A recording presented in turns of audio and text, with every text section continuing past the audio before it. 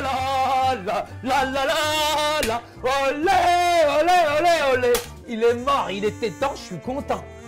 Oh là là, François, il est mort, je suis tellement content, Fatima. Comment ça se fait? Explique-moi. Mais moi, je suis content, il souffrait tellement, et c'est quelqu'un qui aimait tellement Jésus. Mais lui, Fatima, il n'est pas comme certains, il connaissait sa destination finale. T'aurais vu ses funérailles, mais des funérailles, oh, le pasteur, il était tellement content, on était tous joyeux. Parce que le chrétien, il a une espérance, Fatima. La vie sur terre, elle ne s'arrête pas. C'est tellement beau de savoir où est-ce qu'on va quand on est avec Jésus. Et franchement, on n'a pas pleuré, on était vraiment heureux.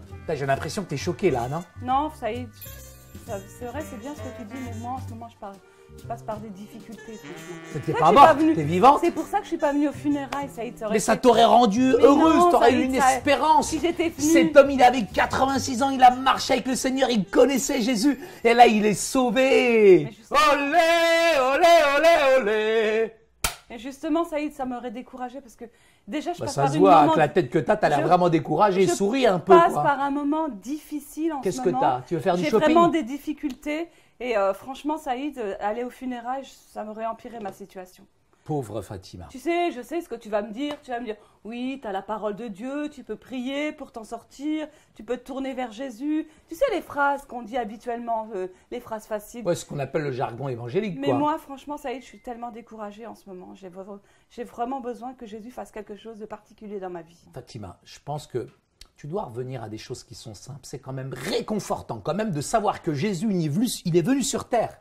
Et qu'en tant qu'homme, il est venu sur cette terre, il a marché sur la terre des hommes. Il nous a donné une véritable espérance. Toutes ces souffrances, toutes ces difficultés, je dirais, je conçois que tu sois véritablement découragé, mais en Jésus, tu seras réconforté. Quel réconfort, Fatima, de savoir quand même que Jésus nous a laissé une espérance, que la vie sur cette terre, elle ne s'arrête pas. Peu importe les circonstances, les temps et les épreuves, Jésus, il est la véritable solution à tes problèmes, Fatima. Ce que tu veux dire, c'est que même si je vis un moment difficile en ce moment, je ne dois pas me focaliser sur ce moment difficile. Mais oui, ça, c'est le miroir grossissant, déformant, qui te montre tes difficultés, qui t'empêche de voir la réalité. La vie est belle sur terre, elle ne s'arrête pas. Ce que tu veux dire, c'est qu'en fait, je dois quand même me focaliser sur l'après.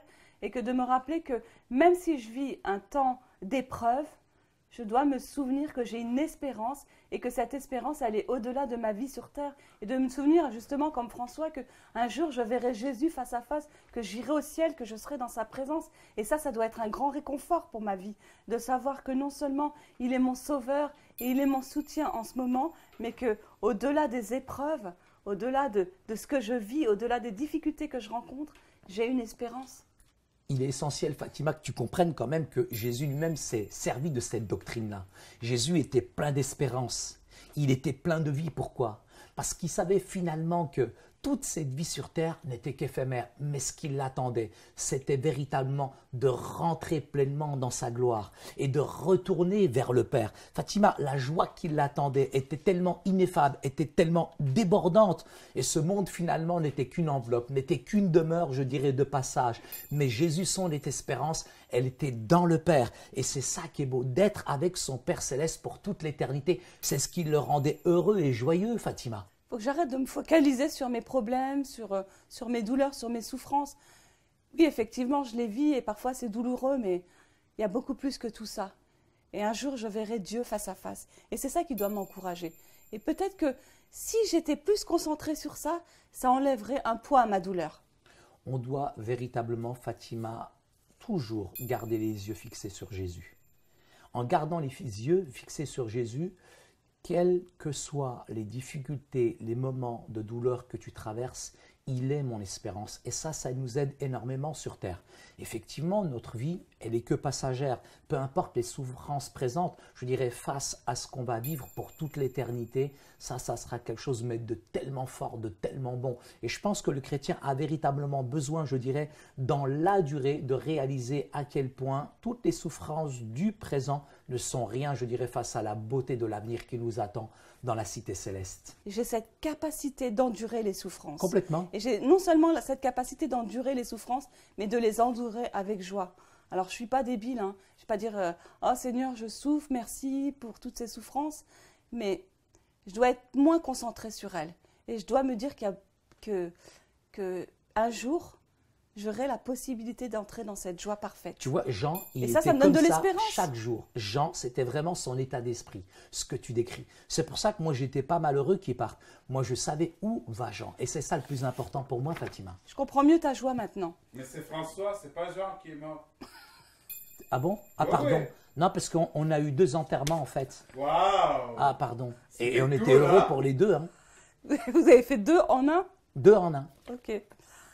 Alors, en résumé, connaître sa destination influence la manière de préparer sa route et de faire le voyage. C'est aussi vrai spirituellement. Si nous voulons bien vivre sur terre, nous devons connaître notre destination éternelle. La doctrine du retour de Christ et sa résurrection nous donne l'espoir dans nos épreuves. Et l'exemple de Christ qui a enduré pour nous cette souffrance nous guide pour savoir comment appliquer cette doctrine dans nos vies. Finalement, nous pouvons supporter cette vie et toute épreuve qui viendra sur notre chemin et vivre dans la joie à cause de la vérité de cette gloire sans égale qui viendra avec la résurrection. Tu vois, Fatima, là, il y a une croix. On la voit bien quand même, c'est l'intersection. Et je crois que véritablement, Dieu porte une belle espérance aussi sur le Québec. Et cette croix que tu vois là, elle est vraiment intéressante. Tu veux trop faire ton C'est intello, hein. Quoi? Tu sais que c'est pas une croix, c'est un diviseur. Et les fleurs de lys, ça n'a rien à voir avec la résurrection. Ça, La croix aussi, elle divise. Il y en a tellement qui n'y croient pas aujourd'hui. Tu crois que tu as toujours le dernier mot, toi. Hein?